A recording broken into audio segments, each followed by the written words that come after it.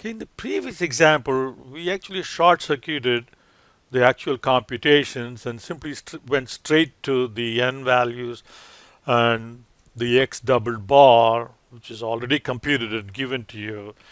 But that's not how the control charts will be developed. So the first step is for us to have samples taken, and here let's assume that we have taken 5 samples, each having 6 observations.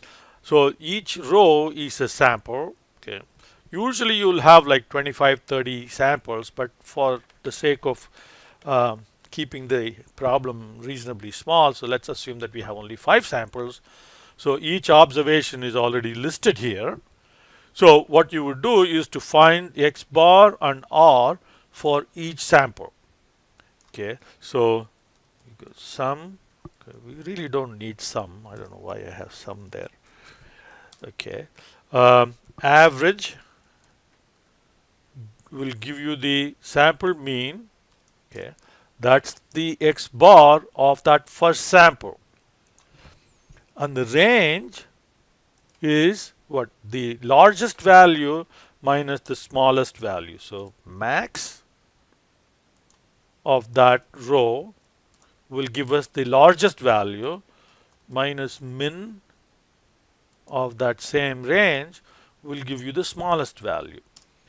So now we have the x bar and r for each of the samples. So copy that. So now, okay, let's put the border back. So we have the sample means and r's. Okay. And for x bar chart, we have to find x double bar, the overall mean. So overall mean is the average of these averages, right? So that's our x double bar. And we have the average range. So we go average of these and we get the r bar. Okay. Now we need to find a sub 2 and what is the value of n. Okay, I purposely made this example a little confusing so to clarify how to properly determine the value of n. That is the key. The rest of it is really just plain simple arithmetic. So you have to make sure that you understand this concept very well. This is the key. The sample size n is the number of observations in each sample. It is not number of samples. So you have 5 samples. Each sample has 6 observations. So how many observations went into making this x bar? Okay, so that is the key. And there are 6 of them. So 6 is the n in this example. All right.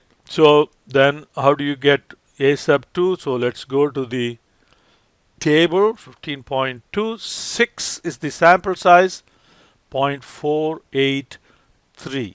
Okay, a sub 2 is 0.483.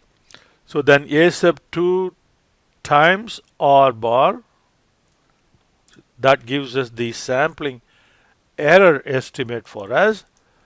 Then the lower control limit is x bar minus the sampling error, and then x bar plus the sampling error will give you the upper control limit. So these are the 2 control limits for x bar. Now what about R chart? Okay. R chart, we have to again go back to the table. 6, 0 and 2.004. 0 and 2.004. So D sub 3 is 0, 2.004. Then the control limits are D sub 3 times R bar gives us the lower control limit, and D sub 4 times R bar gives us the upper control limit. So these 2 are the control limits for us.